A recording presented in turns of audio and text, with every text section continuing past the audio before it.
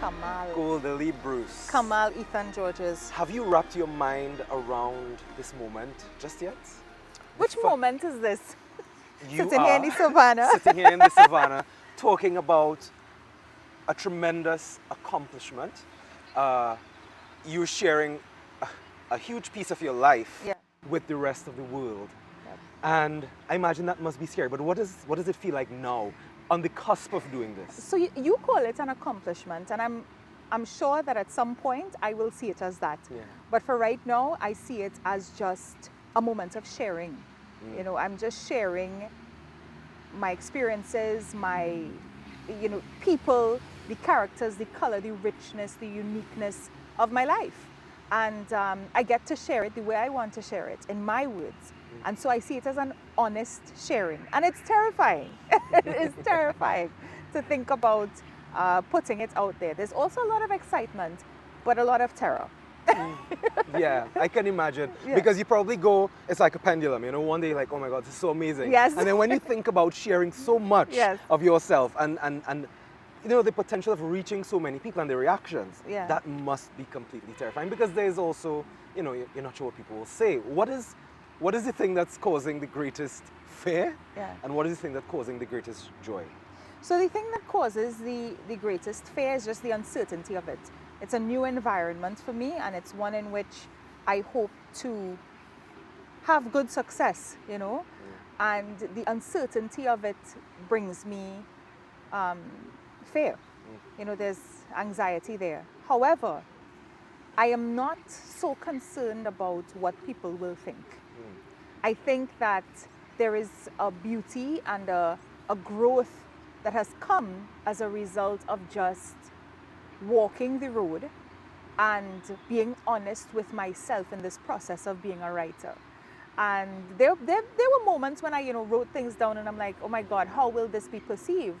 And then I think it doesn't really matter how it's perceived, as long as it's honest and it comes from a place that is true and genuine within me. And I can safely say that Born on an Island does that. It is me. It is me. It's my words, it's my ideas, it's my innermost feelings sometimes. And it's not, it's not a tell-all. It's not, there's no bacchanal. There's no bacchanal. There's just the experiences that I've lived, the way that I've seen things over the years. And I think also there's, some personal development that happens because the stories start when I'm 7 years old and I go all the way up to 25. And so you see some development and you see me grow up. Yeah. That's amazing. So it's almost like taking a journey with you through your life is what this is. Yes. So you mentioned the name, and I'm happy that you did, Born on an Island. Yes. That's what it is. That's what your book is called.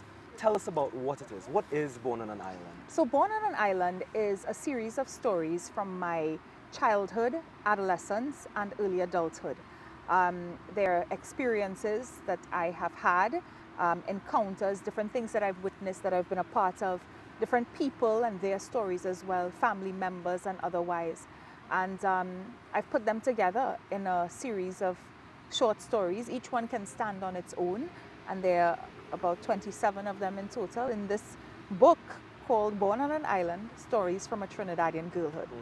So Born on an Island was inspired by a question that you had as a child. And help people understand, why did you have a question about the place that you were born and the space that you were born? So let me ask a question. We're going to ignore the rain in the Queen's Park Absolutely. Savannah right now. We're just going to go with it. Go with it. Okay. I with like it. this. Yeah, I like this. let's This just go with it, is right? just. We're gonna have some mercy. The gods are gonna look down on us and say, let's just hold for a bit, and we're gonna get this done. So just go pretend like it's not even happening. God, can you please stop the rain for 2 seconds? No, but from a very young age, I remember feeling or having the question about why I was born in this particular space. Why I was born in Trinidad and Tobago. Why not in a bigger country? Why was I chosen to be born on an island? And I don't know if many children have that question or think that way, but I just remember that. And I think it's because, we had growing up in our household all of these National Geographic magazines, and I was looking at these bigger countries that were being featured, and, the stories about Russia and about the US and about Australia and all of these, bigger spaces geographically, culturally. And I was thinking, but my space, what's my space? Yeah. This tiny place? And I thought about that a lot, and I would ask questions about it. And that's where the name of the book came from. Particular questions that I asked of my mother. Have you found the answer to that question? Why was I born on Oh, yes. At the end of the book? Oh, yes. Yeah. I have found the answer to that question. and I love the answer to that question. I love that I am from this place.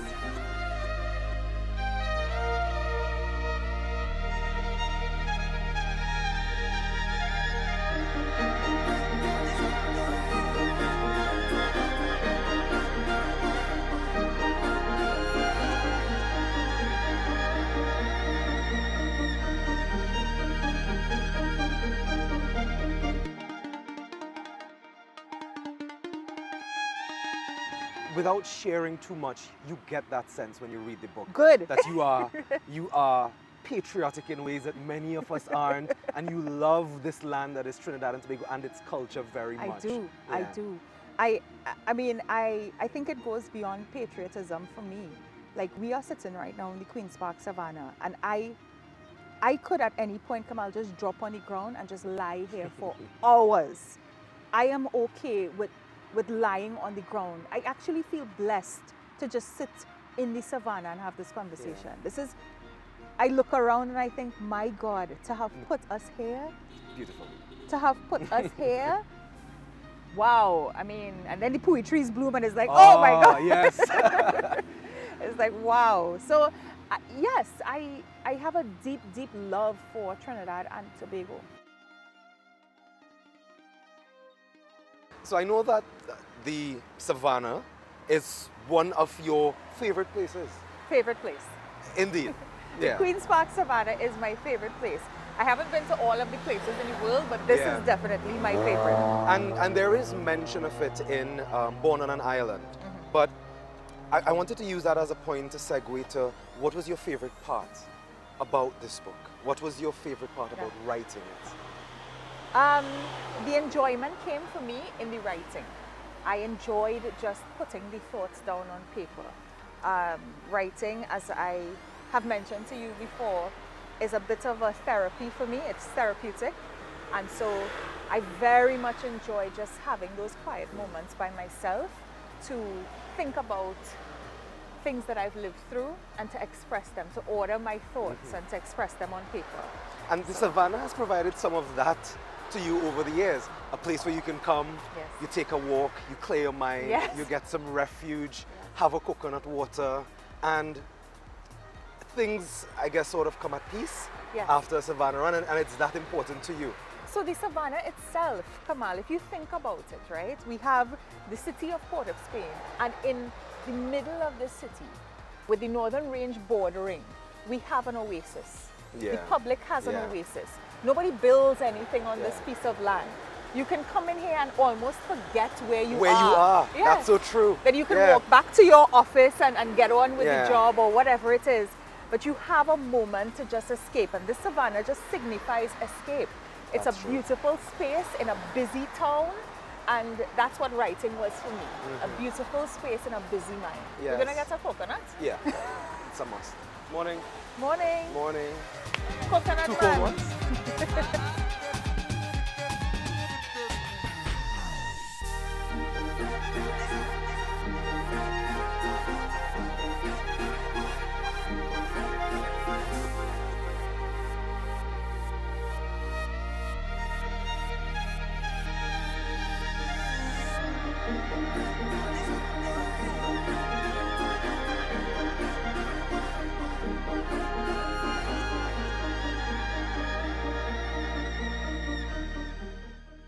So let's get into the book a bit. But before we do that, you're an author now. What is this? You're an author. What is this? No, you're an author. Yeah. You're Golda Lee Bruce, the author. So the author title is one that I have not yet accepted because it's surreal to me. Yeah. I saw the cover of the book the other day and I thought, is that my name on there? But more than it being a symbol of any particular status in my life, I'm just really happy that I was able to put out this work that is so full of me. You know, it's full of my experiences, it's full of my perspective, it's full of my love. Yeah. And I'm really just happy to be able to share that with people in a way that I choose to share it.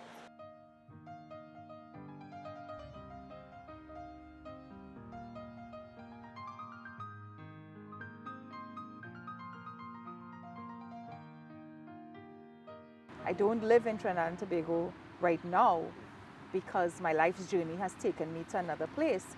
But the love does not go anywhere, you know. Love endures all. Why did you decide that you needed to do this? So, or you want, it may not be a need, no, it may be a want. I'll tell you how it came about. I have always kept journals. I remember one friend of mine, you know, when I was a teenager, calling me journal girl, because I always kept journals. I wasn't writing, dear diary, today blah, blah, blah. But, you know, I would check in with myself and write things down on an ongoing basis, quite frequently, right? And I began to record different experiences in a story format. So I wasn't just spewing things out onto my journal page, but I was thinking about how the story should be constructed. And I've had these journals, so these journals exist, right? If you go to my childhood home, you will find a couple of books full of crap-o-foot handwriting and very random actually, your handwriting thoughts. is good. My handwriting is Not crap-o. when I was 14. Very random thoughts of a 14-year-old girl recorded there.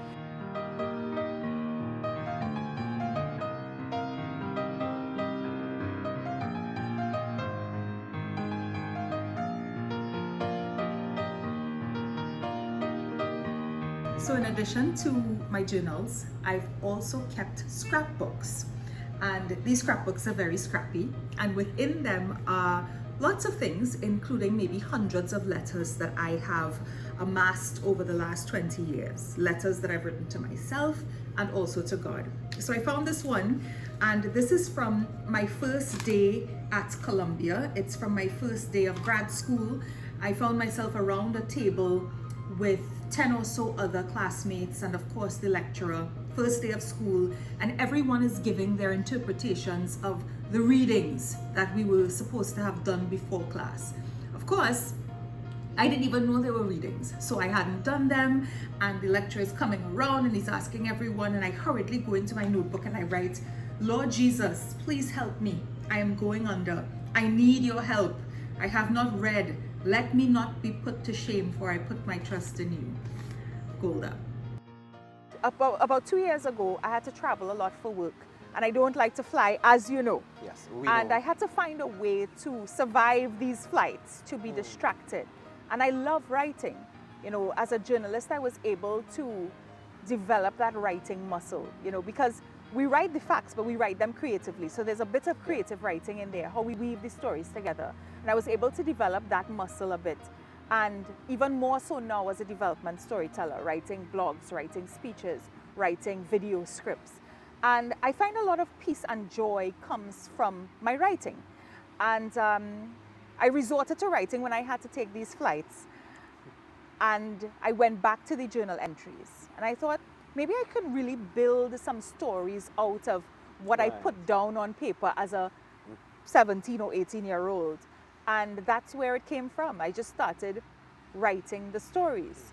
And I ultimately decided to publish them because, you know, I do a bit of sharing on social media, and people say, you know, I like this story, it really impacted me. And I'm like, okay, well, let's see how far we can go with this. And so now we have this compilation, you know, this collection of essays. So in a sense, and in one of your sharings on social media, you spoke about goals, setting goals, yes. right? So you write down your goals, and sometimes you're even surprised by what you're able to achieve. So in this case, it was not necessarily a situation of me writing down this, or you writing down this goal and saying, I'm going to do this, I'm going to accomplish this by a certain time. But it was really something that evolved based on your experiences and based on those journals. Yeah, but isn't that how all things kind of are, right? So you do something, and when I was a teenager, I wrote things down.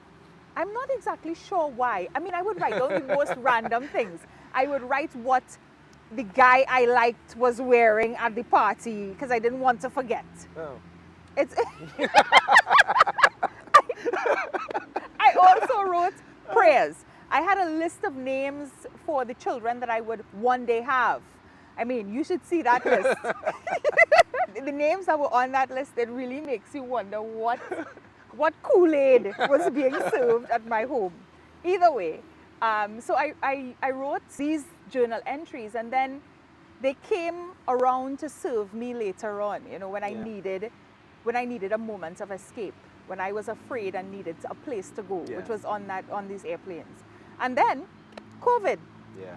And I needed somewhere else to go. So I took it to the next level, and I was like, let me just really try to put down my thoughts, to order these thoughts, to have it structured in a way that anyone anywhere in the world can read it and hopefully enjoy it. Yeah. You wrote this book in just about a year, I would say. But just to touch back on the point that you mentioned about your journals, one of the things that people don't know about you is that you have extremely vivid recollection. Yeah. So dates, for example, are amazing. So when you refer to some of the things in the book, I am amazed that you remember them with such clarity. And that must have been very helpful. But how do you do that?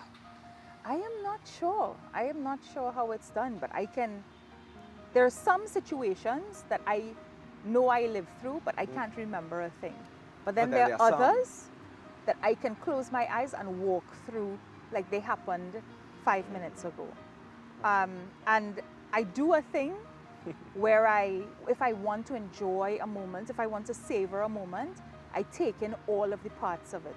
So I want to savor this moment. Having this conversation with you right now, I'm taking it in. I'm looking at the mountains, I'm looking at the green grass, I'm looking at the trees, I'm looking at the sky, I'm feeling the rain, and I'm taking it in. And I would be able to think about this for many, many years to come, how it felt, what I did, you know, the moment, the emotions and the visuals of this moment. Yeah. So when I read the book, it was quite a journey. It was quite an experience. I'm glad you read it. For a number of reasons, because you're my friend and I'm reading your book. But in many ways, it did not feel like I was reading my friend's book. It just felt like I was reading a book, a great one. And there were many feelings. There were moments where you bust out laughing because, you know, the book has some great fun moments in there. But then it also takes you to moments where you become emotional because of some of what you share, and it really resonates and impacts with you. And then there are also moments of just reflection and nostalgia when you talk about certain things. And that's my experience. But have you thought about what is the experience that you would want somebody to have when they read Born on an Island?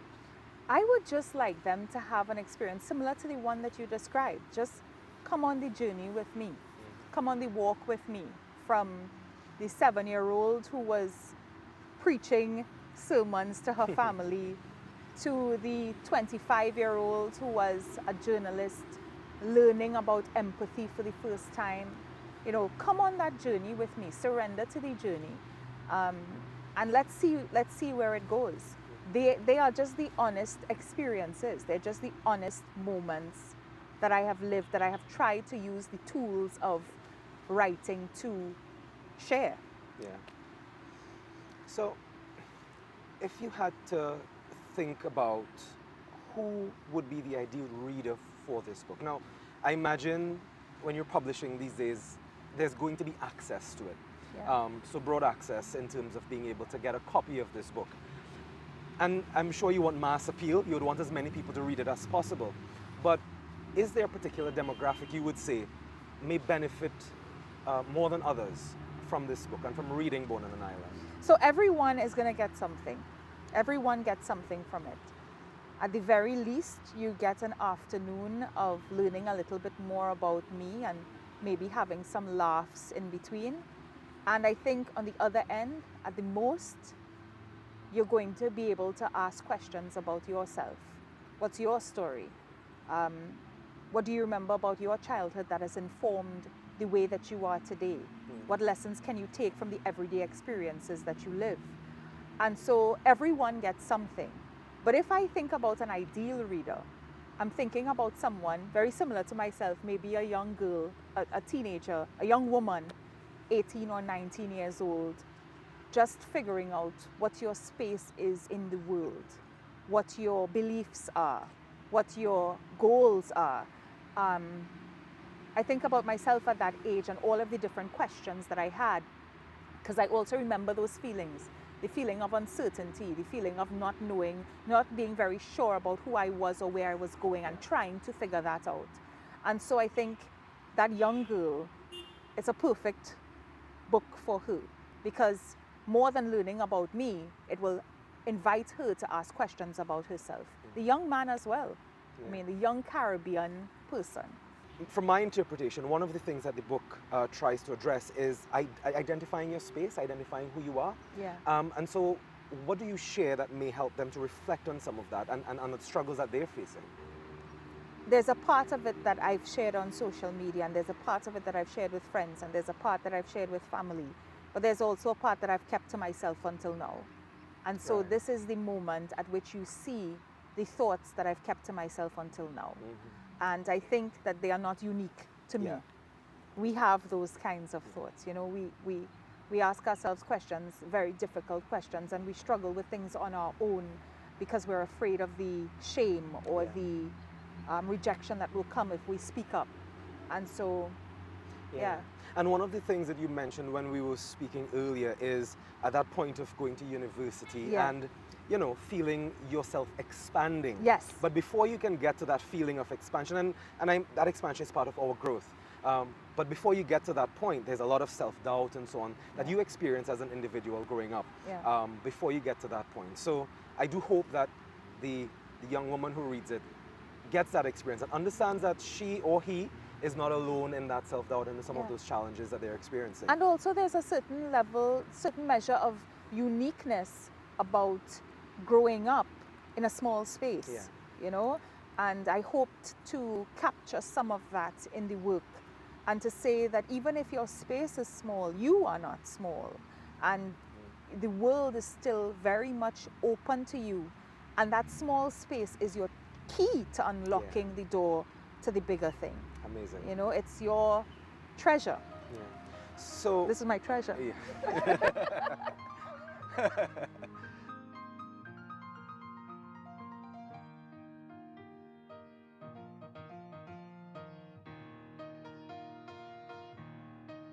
So Golda, Born on an Island is the compilation of 27 stories from your life. In writing this book, you now have two very young children who are going out into this world and who are going to experience their own things and who are going to face challenges.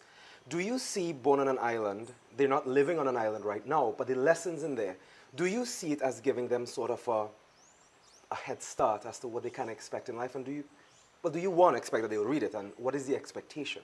So when I started writing, I wasn't thinking of them.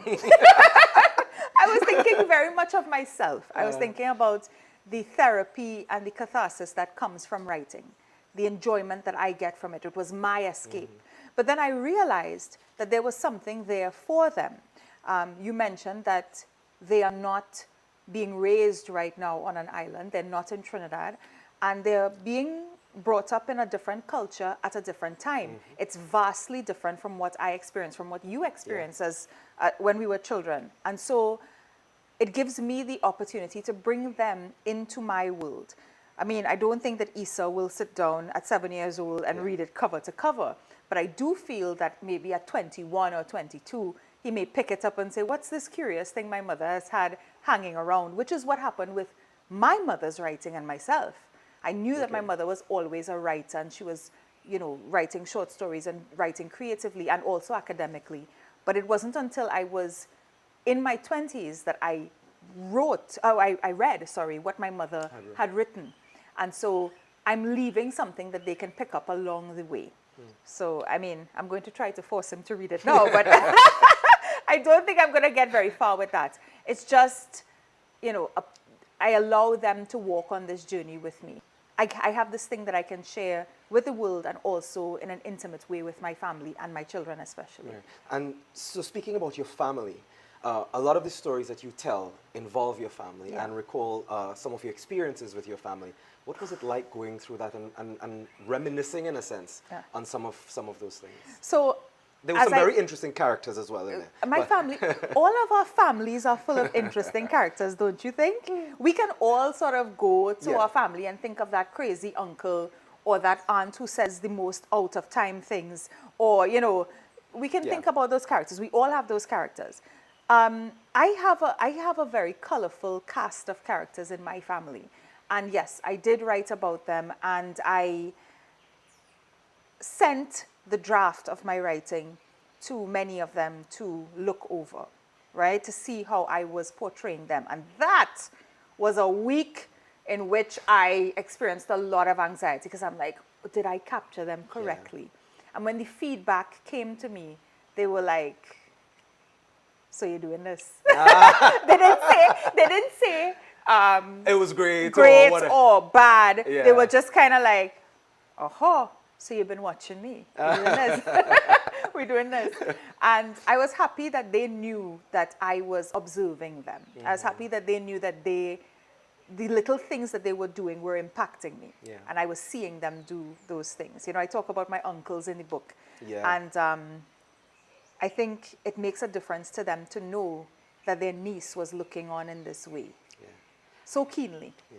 And your uncles played a very important part of your life. And when people read the book, they'll understand why. Yes. I won't give that piece out just yet. So when your family read this, they said, so you're doing this. And to me, that signifies a nod of approval in a sense. So you've gotten your family's approval. Now tell people why they should buy this book and why they should read it. As I've said before, it's an honest sharing. I have searched myself over the last 2 to 3 years to figure out what words I should put on paper and in what order.